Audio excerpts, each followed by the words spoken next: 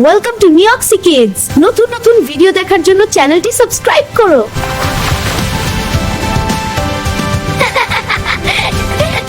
অনেক দিন আগের কথা, নদী, মাঠ আর সবুজ বন ঘেরা এক শান্ত গ্রাম ছিল।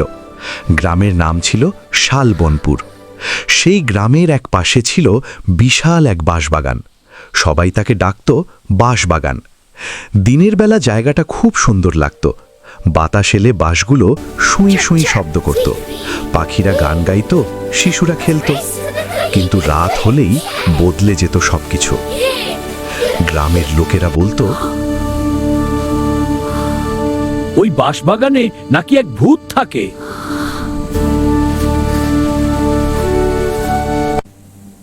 রাত গভীর হলে নাকি বাঁশের মাথা দুলে উঠত, অদ্ভুত হাসির শব্দ শোনা যেত। কেউ কেউ বলতো সাদা কাপড় পরা লম্বা এক ছায়া রাতের অন্ধকারে ঘুরে বেড়ায়।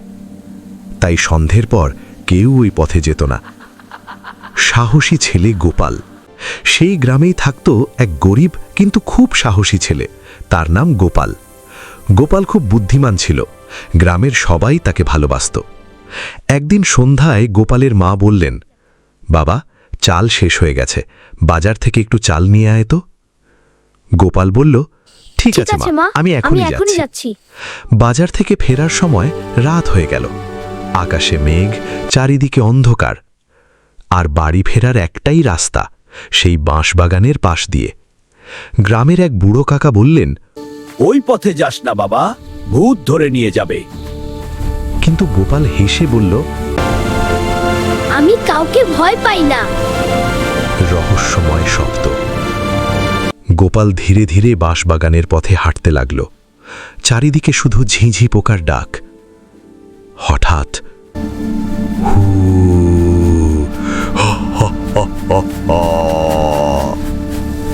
অদ্ভুত একটা আওয়াজ ভেসে এলো। গোপালের বুক একটু কেঁপে উঠল, কিন্তু সে সাহস করে এগিয়ে গেল। হঠাৎ সে দেখল, ওই দেখো, সাদা কাপড়টা বাঁশের ফাঁক দিয়ে ভেসে যাচ্ছে। এটা বাতাসে কাপড়ের মতো ভাসছে, কিন্তু ভূতের মতো লাগছে। এক্কা, আমি এর রহস্য ভেদ করব। গ্রামের লোকের কথা মনে পড়তেই গোপালের গা শিউরে উঠল। কিন্তু সে ভাবল, না, ভয় পেলে চলবে না, আগে দেখে নিই ব্যাপারটা কি। সত্যের খোঁজ। গোপাল কাছে গিয়ে দেখল, একটা পুরনো সাদা কাপড় বাঁশে আটকে বাতাসে উড়ছে। আর যে ভয়ঙ্কর শব্দ হচ্ছিল, সেটা আসলে শুকনো বাঁশ একে অপরের সাথে ঘষা লেগে তৈরি হচ্ছিল। ঠিক তখনই আবার হু শব্দ হলো। গোপাল এবার আলো ফেলতেই দেখল, একটা বড় প্যাঁচা বাঁশের উপর বসে আছে। সে হেসে ফেলল, আরে, এ তো ভূত নয়। ঠিক তখনই বাঁশঝাড়ির ভেতর থেকে কেউ দৌড়ে পালাতে গেল। গোপাল চিৎকার করে বলল, কে আছো এখানে, বের হয়ে এসো। সে সাহস করে ভিতরে ঢুকে দেখে দুজন চোর লুকিয়ে আছে। চোরেরা গ্রামের মানুষকে ভয় দেখিয়ে এই পথ ফাঁকা রাখত, যাতে রাতে চুরি করতে সুবিধা হয়। গোপালের বুদ্ধি। গোপাল ভয় না পেয়ে বুদ্ধি খাটালো। সে জোরে চিৎকার করল, বাঁচাও, ভূত বেরিয়েছে। চিৎকার শুনে গ্রামের লোকজন লাঠি নিয়ে দৌড়ে এলো। চোরেরা পালাতে গিয়ে ধরা পড়ে গেল। সবাই বুঝতে পারল, বাঁশবাগানে কোনো ভূত নেই, সব ছিল চোরদের চালাকি।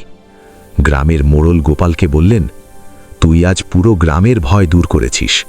সবাই খুব খুশি হল। এরপর থেকে সেদিন পর আর কেউ বাঁশবাগানকে ভয় পেত না। শিশুরা আবার সেখানে খেলতে যেত। গ্রামের লোকেরা রাতেও নিশ্চিন্তে চলাফেরা করত। আর গোপাল হয়ে উঠল গ্রামের সবচেয়ে সাহসী ছেলে। লোকেরা বলতো, ভয়কে জয় করতে হলে সাহস আর বুদ্ধি দুটোই দরকার। গল্পের শিক্ষা, অন্ধভাবে গুজব বিশ্বাস করা উচিত নয়। সাহস আর বুদ্ধি থাকলে বড় সমস্যাও সমাধান করা যায়। সত্য একদিন না একদিন প্রকাশ পায়। খারাপ কাজের ফল সব সময় খারাপ হয়। গল্প ছিল ছোট, মজা ছিল অনেক বড়, তাই না বন্ধুরা? হাসি যদি পেয়ে থাকো, লাইক